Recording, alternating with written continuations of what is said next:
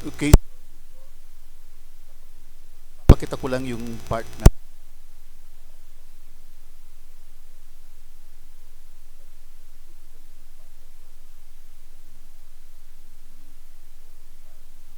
journal system, in general journal system niya. So, itong una is where we type the account titles.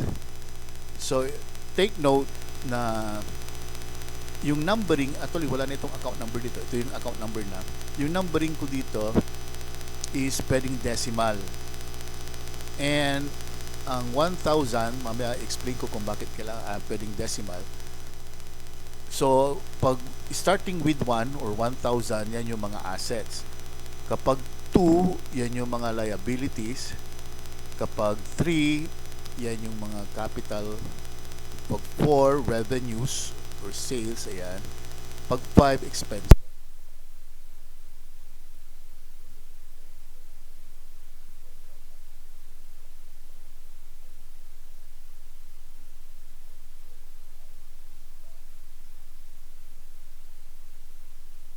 Dito rin mapapansin nyo sa subcategory na pwede siyang title, value, or sum. Ibig sabihin kapag title yan, hindi na lalagyan ng value yan. Pag value, yan yung mga may value yan. Yung sum, bali formula ito. Formula ito. Yung sum. So, yun ang ibig sabihin nun. Now, bakit may decimal? Yung mga financial statements, yung arrangement ng mga accounts doon, ay based sa ito, yung arrangement ng numbering dito. So, in other words, pag gusto nyo maglagay ng account na, kunwari, in between yung dalawang ito, ang gagawin mo numbering niya 1,002 point something para gigit na siya dito. Okay? So, in other words, pwedeng magkaroon pa ng kahit na almost 99 na items na pwede mong isingit in between these two items here. Kasi nga may point something doon. So, yun yun. So, you can add an item or account title, you can edit, you can also delete, or you can also view the ledger dito. Kunwari, si cash in ito, cash on hand, kasi value siya, pwede ko siya i-check ledger, ayan, lalabas dito opening entry, yan yung particulars nun. So ito yung cash on hand na nakalagay. Okay, so yan yung dito, marami pang naka-open, close ko pa na iba. So yan yun, ito yung chart of accounts. And then next, we have the accounting cycle or period. Dito ka nang lalagay ng accounting cycle. Kung monthly yung accounting cycle nyo, so ito February 1 to February 29, ito add lang ng add. Tapos yung current, ito yung ginagamit mong cycle muna. So pwede kang mamili kung ano yung current or default na cycle. So you can add, edit, or delete lang dito. Add lang, yan, pwede mo ilagay lang yung date. Tapos pili mo lang kung current or hindi pa. Okay, so hindi ko muna lalagyan yan. Explain ko lang kung ano yung mga nandito. Tapos, itong generate opening entry, ito muna, yung opening entry, dito mo itatype yung opening values. So, nung cycle na yon, ano yung current na cycle. So, ang current cycle natin is yung February 1 to 29 as shown dun sa ating kwan. Dito, kasi isa pa lang nakalagay dito na cycle. So, nakalagay dito, opening entry, dito mo i-edit. Yan, edit mo lang kung add, edit, or delete. Okay? So, hindi ko muna lagyan ng reference number yan.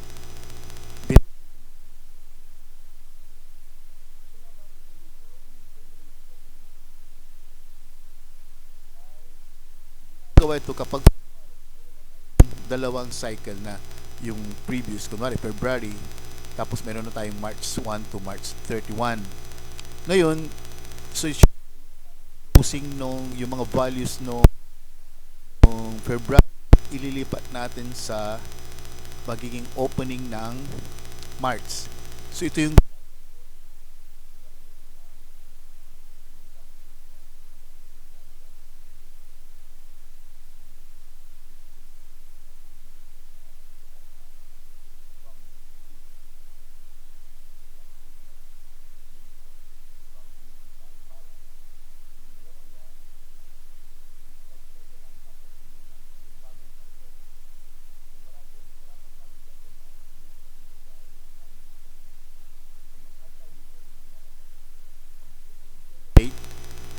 gagawa siya ng parang ganito.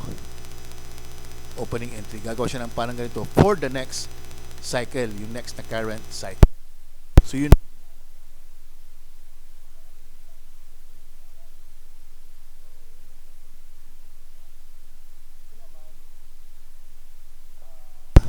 Itong generate journal entry, sasabihin mo lang yung date, then generate, gagawa na siya ng journal entries. Kaling yung kaling ng paggawa ng nagpa-job order, ng power order. So, pag nag-close yun, yan, gagawa niya ng journal entry yun. Kung let's say may expenses kang ni-record dito, di ba, meron ditong expenses. Saan ba expenses dito? Ay, dito yata. Meron ditong expenses. Pag nag-record ka ng expenses, so gagawa niya ng journal entry yun. Kapag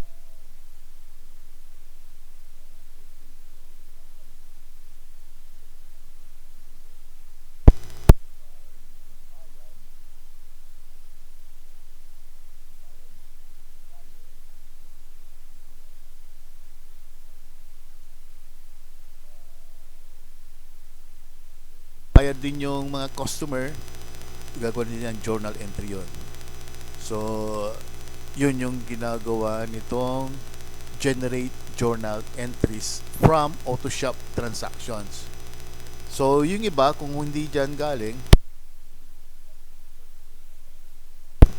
so pwede mong i-add yung bagong journal entry. Click mo lang yan. So, kung ano yung date, description, dito mo nalagay account title, dito yung nalagay yung debit value, credit value, then just click submit para i-record yung transaction. Okay? So, pag na-record mo na yung transactions lahat, next is financial statements. So, ito, mag-add ka lang per cycle. Kunwari, ito, cycle 1, yan yung from February 1 to 29. Ayan. So, add mo ulit yan. So, hopefully, bago ka mag-add yan, nakapag-create ka ng bagong accounting cycle. Yun dito. Bago ka mag-add ng bagong statement. So, pag nag-add mo na yung statement, ang susunod na gagawin mo dyan is generate. I-generate mo yung values. Pwede mong i-click ito. Kunwari, may nagbagong value, may nadagdag, may nakalimutan palang journal entry. I-generate mo ulit. Tapos, pwede mong makita yung details. So, tingnan ko kung meron yung details. Yung details ang ayusin ko. Wala sa privilege. Pero mamaya, i-ayos ko lang yun. Tapos, yung generate, i-generate lang niya yung mga values. Okay? Tapos, yung view, mag-view mo yung financial statement. Ayan. Okay? So, actually,